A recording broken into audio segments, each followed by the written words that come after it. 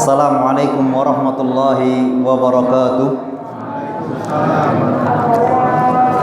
Innal hamdalillah nahmaduhu wa nasta'inuhu wa nastaghfiruh wa na'udzu billahi min shururi anfusina wa min sayyiati a'malina. Man yahdihillahu fala mudhillalah wa man yudlil fala hadiyalah. Asyhadu an la ilaha illallah wahdahu la syarikalah wa asyhadu anna Muhammadan abduhu wa rasuluhu la nabiyya wa la rasula ba'dah. Amma ba'd. Ma'asyiral muslimin azanallahu wa iyyakum. Kembali dan senantiasa kita bersyukur kepada Allah Subhanahu wa taala atas limpahan karunia yang telah Allah berikan kepada kita semuanya. Anugerah, hidayah serta rizkinya, sehingga pada kesempatan malam hari ini kita masih dipertemukan kembali oleh Allah Subhanahu wa taala dengan bulan Ramadan. Kita masih diberikan oleh Allah Subhanahu wa taala kesempatannya untuk berjumpa dengan bulan Ramadan. Bulan yang dimana penuh keberkahan di dalamnya. Bulan yang dimana kita akan dilatih oleh Allah Subhanahu wa taala untuk menjadi hamba-hamba Allah yang bertakwa. Salawat dan salam tetap kita curahkan kepada junjungan besar Nabi Muhammad sallallahu alaihi wasallam beserta para kerabatnya, sahabatnya dan para pengikutnya sampai hari kiamat kelak. Ma'asyiral muslimin azanallahu wa iyyakum. Tema yang akan kita bahas pada pertemuan malam hari ini, ana secara pribadi bacanya aja agak jelimet. Sinergitas hablum minallah dan hablum minan nas. Ma'asyiral muslimin azanallahu wa iyyakum. Allah Subhanahu wa taala menciptakan kita manusia dengan satu tujuan, yaitu Allah Subhanahu wa taala ingin menjadikan kita senantiasa beribadah kepada Allah Subhanahu wa taala. Wa ma khalaqtul jinna wal insa illa liya'budun. Tidaklah aku ciptakan jin dan manusia kecuali untuk beribadah kepada Allah Subhanahu wa taala. Di sisi lain, Allah Subhanahu wa taala menciptakan kita sebagai manusia adalah sebagai makhluk sosial. Makhluk yang tidak akan pernah bisa terlepas dari yang namanya hubungan dengan manusia yang lainnya. Yang tidak akan pernah bisa lepas dari hubungan sosial, kekeluargaan, rumah tangga, tetangga, masyarakat dan yang lain dan sekitarnya. Itulah manusia. Di sini sisi Allah Subhanahu wa taala menginginkan kita beribadah kepadanya. Di sisi yang lainnya kita juga sebagai makhluk sosial. Di sisi Allah Subhanahu wa taala ingin mengingatkan kepada kita tentang hablum minallah. Kita harus senantiasa menjaga perhubungan kita dengan Allah Subhanahu wa taala, menjaga hubungan kita dalam beribadah kepada Allah Subhanahu wa taala. Dan di sisi lain, Allah Subhanahu wa taala juga menginginkan dari kita untuk senantiasa menjaga hablum minan nas, tali persaudaraan atau tali ukhuwah di antara kaum muslimin, di antara manusia semuanya. Maka cukuplah kita dengan firman Allah Subhanahu wa taala yang ada di surat Ali Imran ayat 103. Allah Subhanahu wa taala berfirman, wa'tasimu bihablillahi jami'an wa la tafarraqu wadhkuru ni'matallahi 'alaikum idh kuntum a'da fa'alafa baina qulubikum fa asbahtum bi ni'matihi ikhwana wa kuntum ala shafa hufratin minan nar fa anqadhakum minha kadzalika yubayyinullahu lakum ayatihi la'allakum tahtadun. Allah Subhanahu wa taala dalam kesempatan ini di surat Ali Imran ayat ke-103 mengingatkan kepada kita semuanya, wa'tasimu bihablillahi jami'an, dan senantiasa berpegang teguhlah dengan tali-tali Allah Subhanahu wa taala. Berpegang teguhlah dengan agama Allah Subhanahu wa taala. Berpegang teguhlah dengan Al-Qur'anul Karim dan sunnah Nabi Muhammad sallallahu alaihi wasallam.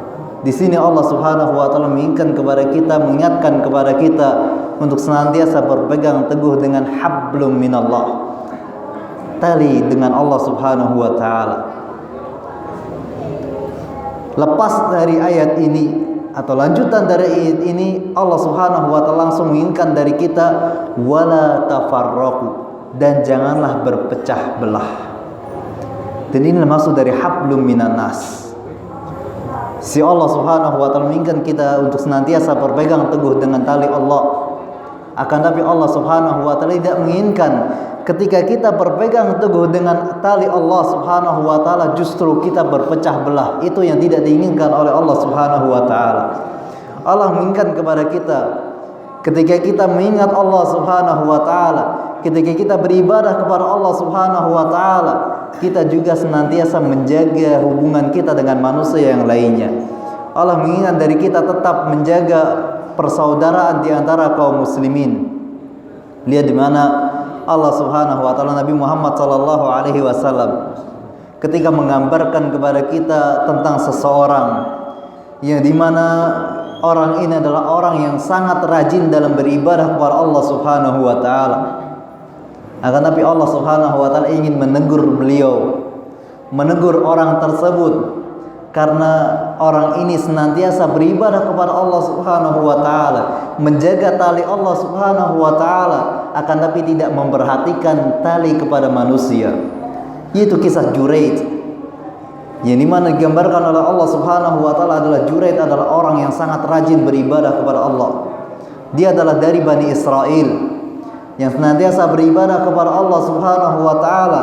Bahkan beliau sampai membuat satu tempat khusus untuknya dia beribadah kepada Allah Subhanahu wa taala. Tidak ada yang boleh mengganggunya. Bahkan ketika ibunya memanggilnya sekalipun, ketika Juraid sedang beribadah kepada Allah Subhanahu wa taala, justru Juraid lebih mendahulukan salatnya daripada panggilan ibunya. Juraid lebih mementingkan salat sunnahnya daripada panggilan ibunya. Akan tapi maka di sini Allah Subhanahu wa taala ingin menegur Juraid dengan menimbulkan satu fitnah yang dia terima. Dia di sini Allah Subhanahu wa taala dalam kisah ini menginginkan dari kita ketika kita beribadah kepada Allah Subhanahu wa taala, jangan pernah meninggalkan hubungan kita dengan manusia.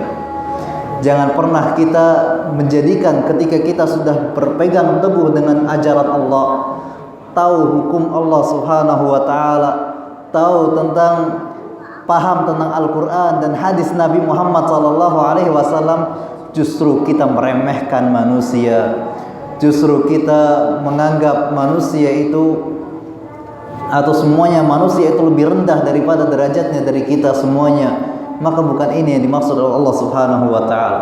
Allah menginginkan dari kita wa'tasimu bihablillahi jami'an. Kita berpegang teguh dengan tali Allah Subhanahu wa taala. Akan tapi di sisi yang lain Allah Subhanahu wa taala tidak menginginkan pepercahan dari antara kita.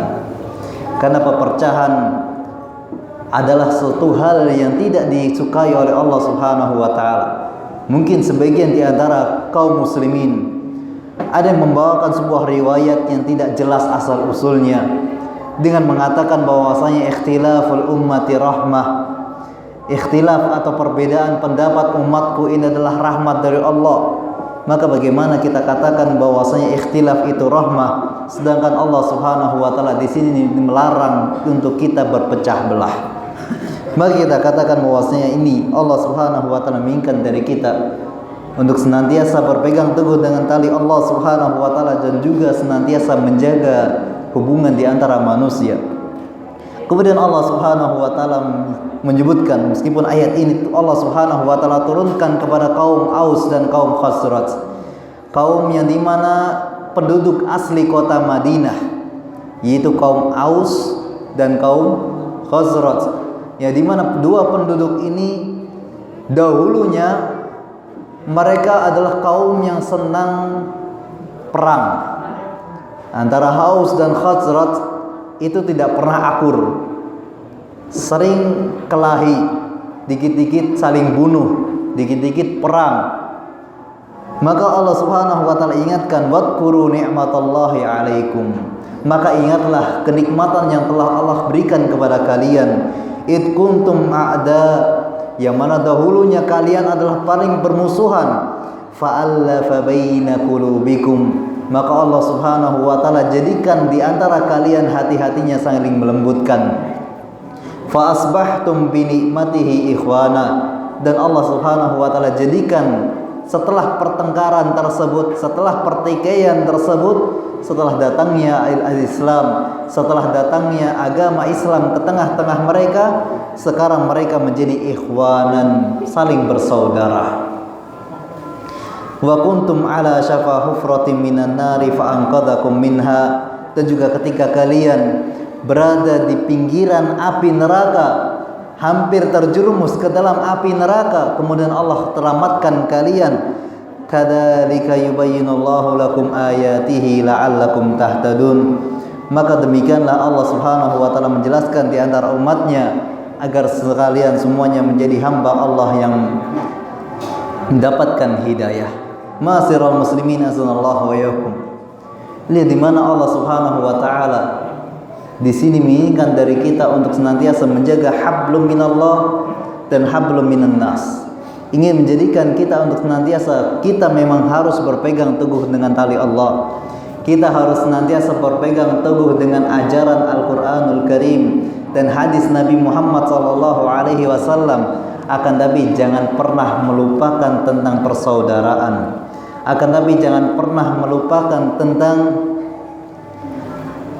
tali hubungan dengan manusia, dari anak kepada orang tuanya, dari orang tua kepada anaknya, dari kakak ke adiknya, dari adik ke kakaknya, atau dari saling saudara, dari anak atau dari keponakan ke pamannya, dan yang lain dan semuanya. Maka semuanya kita harus senantiasa menjaganya.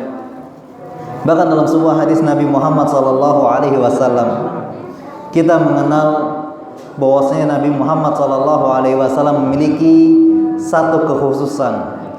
Nabi Muhammad SAW memiliki satu keistimewaan yang mana disebut dengan jawami'ul kalim. Ucapan Nabi Muhammad SAW itu pendek, akan memiliki arti yang luas.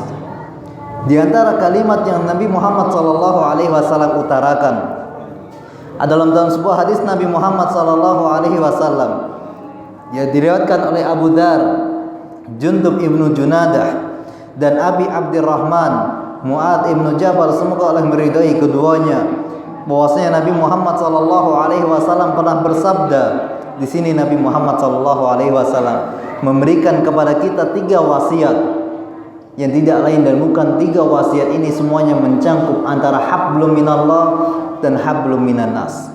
3 wasiat ini mencakup antara hubungan kita kepada Allah Subhanahu wa taala dan juga hubungan kita kepada manusia yang lainnya. Nabi Muhammad SAW bersabda, "Ittaqillaha haitsuma kunta wa atbi'is sayyi'atal hasanata tamhuha wa khaliqin nasa bi khuluqin hasan." Nabi Muhammad SAW mengatakan, bertakwalah kepada Allah Subhanahu wa taala dimanapun kalian berada. Di sini adalah hablum minallah. Allah Subhanahu wa taala minta kepada kita untuk senantiasa menjaga hubungan kita dengan Allah Subhanahu wa taala, menjaga hubungan kita dengan Tuhan kita sendiri, dengan pencipta kita, dengan zat yang memberikan kepada kita rezeki, dengan kita senantiasa bertakwa kepadanya. Kita senantiasa, ulama menyebutkan bahwasanya arti takwa adalah anta'budallah ala nurin minallah tarju sawaballah wa antatruka maksiatallah ala nurin minallah takhafu adaballah. Takwa memiliki definisi yang disebutkan oleh sebagian ulama adalah kita beribadah kepada Allah Subhanahu wa taala. Kita menjalankan ketaatan kepada Allah Subhanahu wa taala ala nurin minallah, berdasarkan petunjuk dari Allah. berdasarkan firman dari Allah, berdasarkan sabda Nabi Muhammad sallallahu alaihi wasallam. Inilah takwa. Tidak hanya kita sembarangan beribadah, akan tapi harus dengan kategori ala nurin minallah, ada petunjuknya dari Allah Subhanahu wa taala. Tarju sawaballah, dan kita melakukan ibadah tersebut, melakukan ketaatan tersebut karena kita mengharapkan pahala dari Allah Subhanahu wa taala. Wa antatruka ma'siyatullah, dan juga kita meninggalkan maksiat kepada Allah Subhanahu wa taala, meninggalkan larangan-larangannya. Ala nurin minallah, sama berdasarkan petunjuk dari Allah Subhanahu wa taala. Ada dalilnya dari Al-Qur'anul Karim dan sunnah Nabi Muhammad sallallahu alaihi wasallam. Takhafu adzaballah, karena kita takut akan azab Allah Subhanahu wa taala. Abdullah bin Mas'ud pernah mengartikan arti takwa yang lebih mudah untuk kita pahami. Di dalam sebuah kisah ketika Umar bin Khattab bertanya kepada Abdullah bin Mas'ud, "Wahai Abdullah, apa itu takwa?" Maka Abdullah bin Mas'ud mengatakan kepada Umar bin Khattab, "Wahai Umar, bagaimana pendapatmu kalau engkau melewati sebuah jalan yang di situ di mana di jalan tersebut banyak durinya? Apa yang engkau lakukan?" Maka Umar menjawab, "Saya akan mengangkat gamisku, akan mengangkat pakaianku," karena pakaian orang Arab dahulu menggunakan gamis. "Ya, aku akan angkat gamisku dan aku akan berhati-hati dalam berjalan agar tidak tertusuk dengan durinya." Maka Abdullah bin Mas'ud mengatakan, "Maka demikianlah takwa." Maka itulah takwa. Kita harus senantiasa berhati-hati dalam meniti jalan ini. Kita harus senantiasa berhati-hati dalam menempuh kehidupan ini, karena dalam kehidupan ini banyak sekali durinya. Karena dalam perjalanan kita di dunia ini banyak sekali rintangannya, di mana Nabi Muhammad SAW dalam sebuah riwayatnya pernah menggambarkan kepada para sahabatnya satu garis lurus. Kemudian setelah menggaris satu garis lurus, Rasulullah SAW menggambar cabang-cabangnya. Kemudian Rasulullah SAW mengatakan, "Hada sabili, ini jalanku. Wa hadhihi subul, dan yang lari, yang melenceng ini adalah jalan-jalan yang lainnya. Fatafarraqtum an sabili, maka ketika kalian melewati jalan-jalan yang bengkok ini, maka kalian sudah jauh dari jalanku." Kemudian Nabi Muhammad SAW membacakan sebuah firman Allah Subhanahu wa taala, "Qul hadhihi sabili ad'u ilallahi ala basiratin." Maka inilah jalanku yang dimana saya berdakwah di dalamnya di atas ilmu. Dan Rasulullah SAW juga menyebutkan bahwasanya jalan-jalan yang lainnya, dan Rasul mengatakan bahwasanya fi kulli hadhihi subul syaitan yad'ulah. Di setiap jalan-jalan tersebut ada syaitan yang senantiasa mengajak manusia ke dalamnya. Dan ulama menyebutkan bahwasanya di antara bentuk syaitannya adalah mereka para duat, para dai, para mubalik, yang ketika mereka berbicara tanpa ilmu. Nabi Muhammad SAW mensifati mereka du'atun ila abwabil jahannam. Mereka adalah para dai yang mengajak manusia ke neraka yang jahannam. Maka ini Nabi Muhammad SAW memerintahkan kepada kita wasiat yang pertama, ittaqillaha haitsuma kunta. Bertakwalah kepada Allah Subhanahu wa taala dimanapun kita berada. Kita harus senantiasa meniti jalan-jalan kehidupan kita agar kita tidak terjerumus di dalam jalan-jalan yang lain. Kemudian wasiat kedua Nabi Muhammad SAW, wa adbi sayyi'atal hasanata tamhuha. dan iringilah keburukan-keburukan yang kita lakukan dengan kebaikan-kebaikan yang lainnya, yang niscaya kebaikan itu akan menghapus keburukan-keburukan yang kita lakukan. Di sini Nabi Muhammad SAW mengingatkan, ketika kita bertakwa kepada Allah Subhanahu wa taala, kita tidak akan pernah menjadi hamba Allah yang maksum. Kita tidak akan pernah menjadi hamba Allah yang tidak pernah berdosa. Kita tidak akan pernah menjadi hamba Allah yang tidak pernah melakukan kesalahan. Kita pasti pernah melakukan kesalahan. Kita pasti pernah melakukan dosa. Kita pasti pernah terjerumus di dalam maksiat. Akan tapi di sini Nabi Muhammad SAW mengingatkan kepada kita, wa atbi sayyi'atal hasanah. Maka iringilah keburukan yang kita lakukan dengan kebaikan. Niscaya kebaikan itu akan menghapus dosa-dosa yang kita lakukan. Terlebih lagi pada bulan Ramadan ini, bulan yang dimana Allah Subhanahu wa taala akan jadikan bulan sebagai ampunan kita. Rasulullah SAW dalam sebuah hadisnya mengatakan, as-salawatul khams, salat 5 waktu, wal jum'atu ilal jum'ah, dan dari Jumat satu kemudian Jumat ke berikutnya, war ramadhanu ila ramadhan, dan dari satu Ramadan dan kemudian sampai ke Ramadan berikutnya, mukaffiratun lima bainahun, maka itu akan sebagai penghapus dosa di antara keduanya. Di antara salat 5 waktu dengan masuknya kita, dengan kita mengerjakan waktu salat yang berikutnya, maka itu adalah sebagai ampunan dosa-dosa yang kita lakukan dari waktu yang sebelumnya. Dengan masuknya Jumat yang berikutnya, maka itulah sebagai ampunan dari dosa-dosa yang kita lakukan dari Jumat sebelumnya. Dan dari ibadahnya kita pada bulan Ramadan, masuknya kita pada bulan Ramadan tahun 1439, maka semoga dijadikan sebagai ampunan dari Allah Subhanahu wa taala dari dosa-dosa yang kita lakukan sejak tahun 1438. Akan tapi di sini Nabi Muhammad SAW berikan satu syarat, inijtunibal kabair, kalau orang tersebut senantiasa menghindarkan dirinya dari dosa-dosa besar. Di hadis yang lainnya, man shoma ramadhana imanan wahtisaban ghufira lahu ma taqaddama min dhanbi. Barang siapa yang berpuasa pada bulan Ramadan dengan penuh keimanan dan harapan pahala dari Allah Subhanahu wa taala, akan diampuni dosa-dosa yang lalu. Jadi di sini Nabi Muhammad SAW senantiasa mengajarkan kepada kita bahwasanya kebaikan yang kita lakukan itu pasti akan menutupi kesalahan yang telah kita lakukan sebelumnya.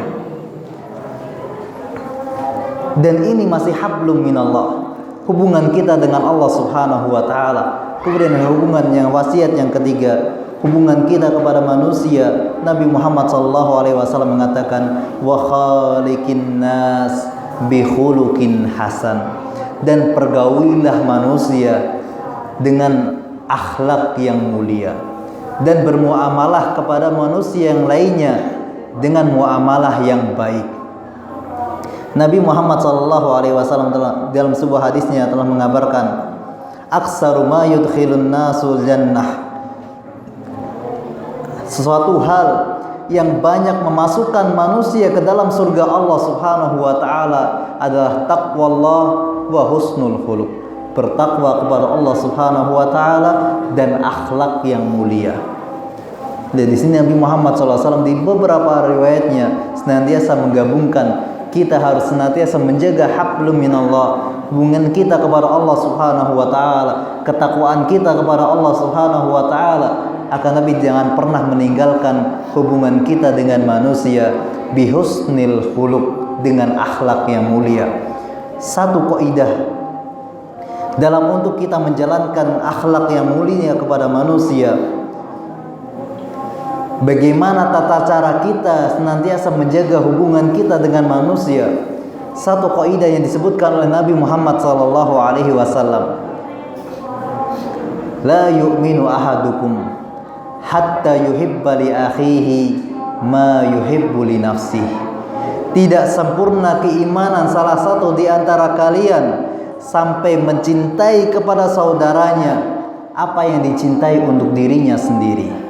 Dan inilah patokan untuk kita bermuamalah kepada manusia. Inilah patokan bagaimana kita berhubungan dengan manusia. Ketika kita ingin melakukan segala sesuatu, maka lihat apakah ketika kita mendapatkan perlakuan seperti itu kita menerimanya atau tidak. Kalau kita menerimanya, maka kita lakukan kepada manusia yang lainnya.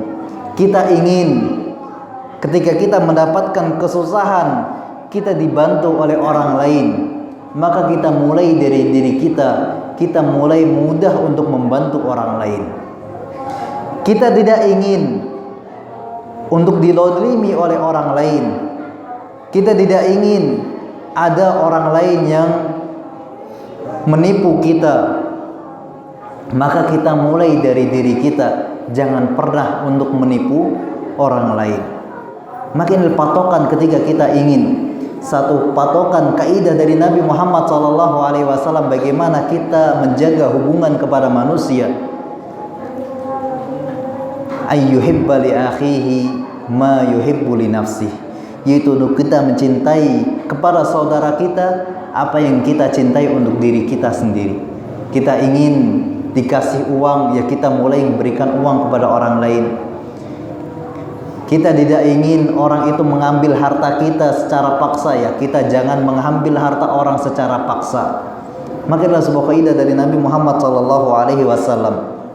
Dan inilah wasiat yang begitu mulia dari Nabi Muhammad SAW untuk kita senantiasa menjaga hubungan kita kepada Allah, dengan kita senantiasa taat kepadanya, bertakwa kepadanya.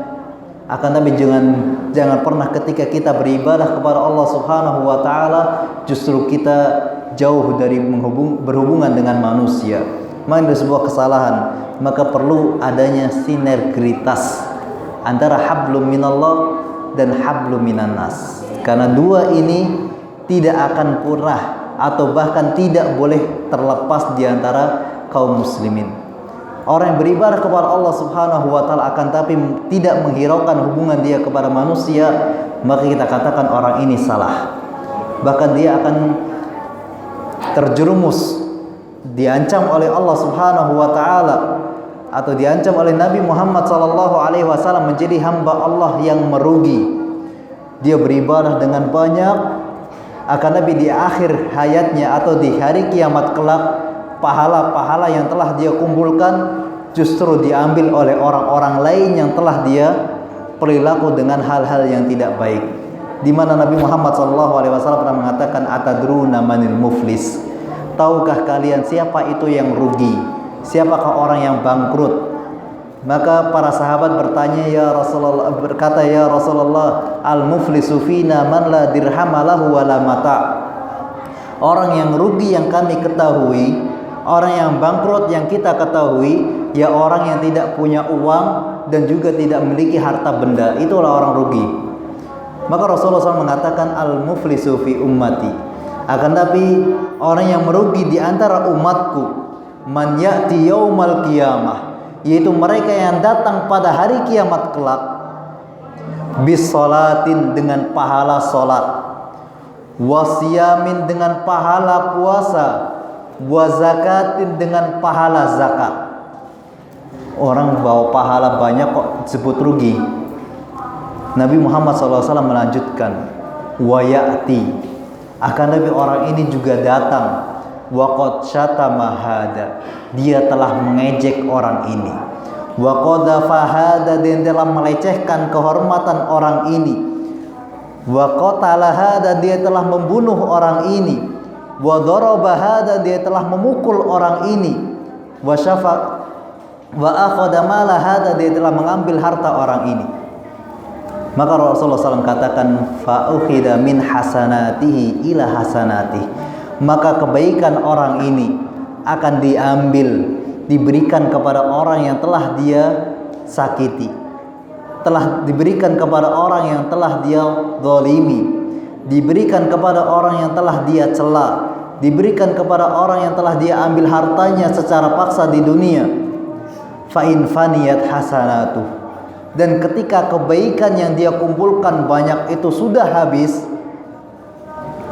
akan tapi masih ada orang yang belum mendapatkan jatah kebaikannya, fa ukhidat min hasanatihi, min sayyiatihi, maka Allah Subhanahu wa taala akan ambil keburukan orang yang telah dia dolimi, summa turiha fih, kemudian Allah limpahkan kepada orang tersebut, summa turiha finnar, kemudian orang itu akan dilemparkan ke dalam api neraka.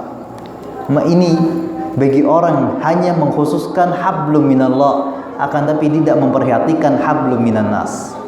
Demikian juga dengan kebalikannya. Kalau kebalikannya sudah sangat pasti, ketika kita tidak menjaga hubungan kita kepada Allah Subhanahu wa taala, sebaik apapun hubungan kita kepada manusia, maka itu tidak akan bermanfaat.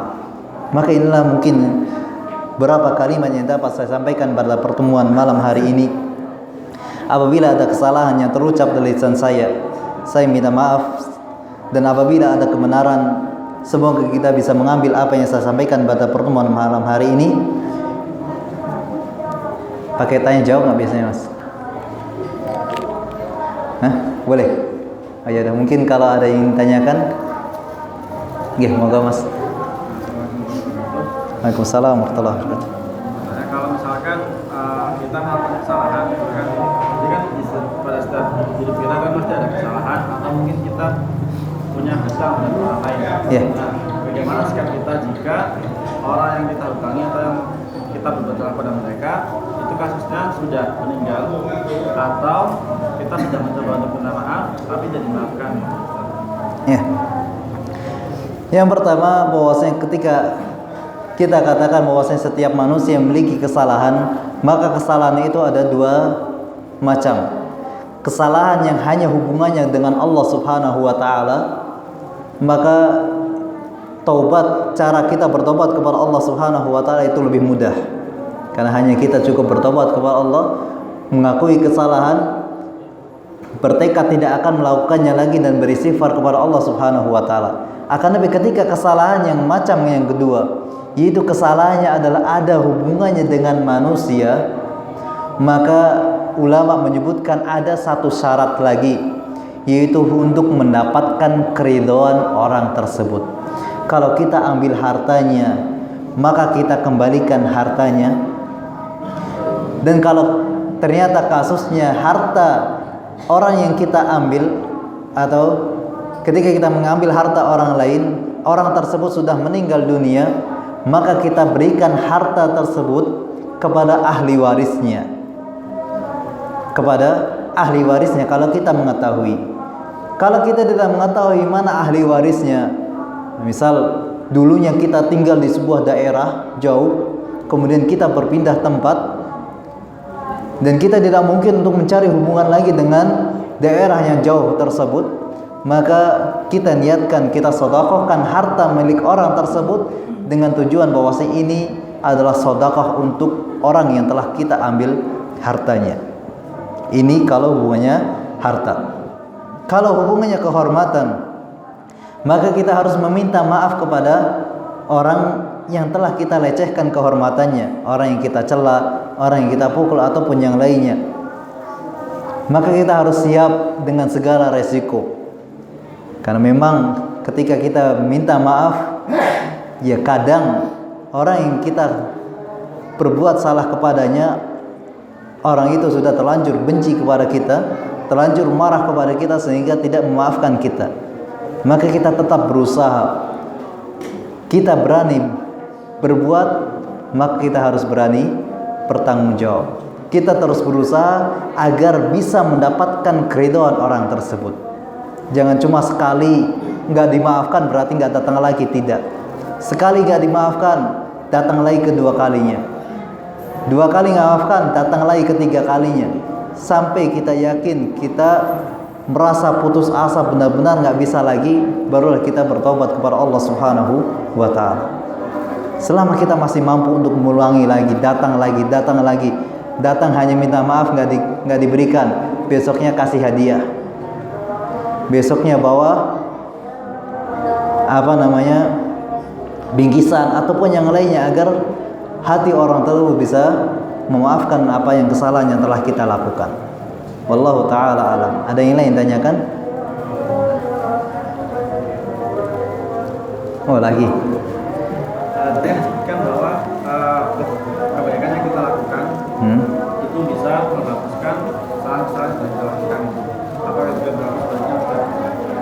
Ya, berlaku juga dengan sebaliknya. Kesalahan-kesalahan yang kita lakukan itu bisa juga menghapus kebaikan-kebaikan yang kita lakukan, terutama hasad. Di mana Rasulullah SAW menyebutkan bahwasanya hasad ini seperti api yang melahap kayu bakar.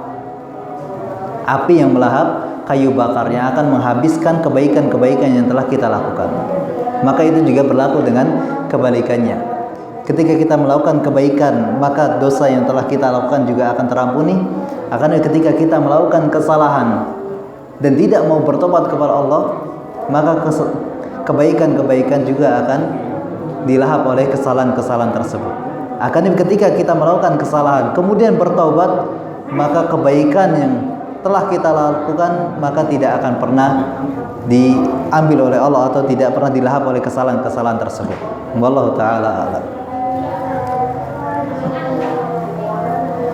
Ada lagi? Ngomong Pak.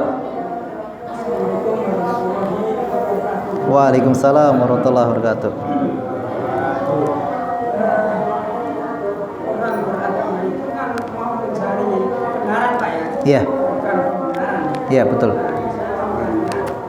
Apakah bedanya mencari kebenaran dan mencari kebenaran? Gimana? Apa bedanya? Mencari kebenaran dengan mencari pembenaran. Ya. Bedanya adalah mencari kebenaran ketika kita mendapatkan sesuatu hal yang berbeda dengan keyakinan kita, kita ikuti kebenaran tersebut. Maka itu kita mencari kebenaran. Yang namanya mencari pembenaran, ketika kita mendapatkan sesuatu yang berbeda dengan isi hati kita, berbeda dengan keyakinan kita, kita cari yang lainnya, hadis-hadis yang lain yang mungkin bisa membenarkan pendapat kita. Maka tujuannya sangat berbeda. Orang yang mencari kebenaran, maka ketika mendapatkan hadis dari Nabi Muhammad SAW yang sahih, firman Allah Subhanahu wa taala dan penjelasan-penjelasan ulama yang mumpuni, maka ketika mendengar ini, kok ternyata beda dengan selama yang aku lakukan, yang saya lakukan selama ini, dan yakin bahwa ini kuat dalilnya, hujahnya kuat, maka meskipun menyelisihi hati kita, menyelisihi keyakinan kita, kita ikuti dalil tersebut. Kita ikuti dalil tersebut. Itu orang yang mencari kebenaran. Kalau orang yang mencari pembenaran, maka dia akan cari-cari terus. Ketika mendapatkan hadis kok berbeda dengan keyakinan, maka hadis ini seolah ditutupi. Nanti dulu hadisnya, ada nggak hadis yang lain yang sama dengan keyakinannya? Ternyata nggak ada hadisnya. Cari, ada nggak pendapat ulama yang membenarkan perkataannya? Meskipun pendapat ulama ini menyelisih hadis, dia ambil pendapat ulamanya. Maka ini yang disebut dengan mencari pembenaran. Ya. Dan kita diperintahkan untuk mencari kebenaran dan tidak boleh untuk mencari pembenaran. Ya, wallahu taala. Nih, ada yang lain? Oh, lagi. Dikorong nih. Jadi saya pernah dengar kemarin itu penceramahnya itu disampaikan bahwa setiap malam pada bulan Ramadan itu akan dikeluarkan seseorang dari neraka gitu. Nah, kemudian setelah dia menyampaikan di situ, di akhir itu menjadi juga berdoa mudah-mudahan kita termasuk salah satu di antara yang dikeluarkan itu. Nah, penjelasan hadis itu sebenarnya apakah nanti ketika sudah kiamat dan seseorang ditentukan apakah dia neraka atau surga, kemudian bulan-bulannya sekarang ini berlaku, itu masih berlaku di saat nanti, atau itu maksudnya hadis tadi itu bahwa ketentuan kita akan masuk neraka atau surga itu bisa diubah dengan cara berdoa. Ya, yang pertama ada hadis Nabi Muhammad SAW yang menjelaskan bahwasanya walillahi utaqa'u minan nar, dan Allah Subhanahu wa taala memiliki daftar nama yang mana nama-nama tersebut akan Allah bebaskan dari api neraka. Nama yang pertama Pak Mustaqim, yang kedua Mas Agi. Dan nama-nama ini akan Allah Subhanahu wa taala siapkan di setiap malam pada malam-malam bulan Ramadan. Di malam pertama, malam kedua, malam ketiga, malam dan semuanya itu namanya beda-beda. Jadi kalau mustaqim sudah malam pertama sudah ditulis, maka di malam sisanya tidak akan ditulis lagi. Dan kita katakan bahwasanya apakah kita masuk neraka ataukah kita masuk surga Allah Subhanahu wa taala? Kita katakan Allahu a'lam. Kita tidak ada yang mengetahui di mana kita akan kembali. Kita tidak ada yang merasa yakin apakah kita masuk surga atau neraka. Karena ketidaktahuan kita, karena qadarullah Allah jadikan kita termasuk di antara hamba-hamba Allah yang terbebas dari api neraka, maka kita bisa langsung mengatakan bahwasanya kita pasti, oh berarti dulunya aslinya kita masuk neraka kemudian sekarang enggak. Maka tidak seperti itu. Karena semuanya kita tidak mengetahuinya, itu adalah perkara gaib, takdir. Dan kita hanya diperintahkan oleh Allah Subhanahu wa taala untuk menjalankan, kita berusaha agar kita termasuk di antara hamba-hamba Allah yang terbebas dari api neraka. Meskipun kita tidak tahu aslinya kita ini masuk neraka atau enggak. Yang penting kita berusaha. Ya. Kita katakan bahwasanya memang dengan doa itu bisa merubah takdir. Bisa merubah takdir. Akan tapi tidak semua takdir itu bisa dirubah. Tidak semua takdir itu bisa dirubah. Karena takdir itu ada dua jenis. Ada takdir yang sudah paten, yaitu takdir yang ada di Lauhil Mahfud. Ini tidak akan pernah berubah. Takdir yang ditulis oleh makhluk pertama Allah Subhanahu wa taala, Al-Qalam, ketika Allah katakan kepada qalam tersebut, uktub maqadir as-samawati wal ard, tulislah takdir-takdir langit dan bumi. Itu takdir yang paten, gak akan pernah berubah.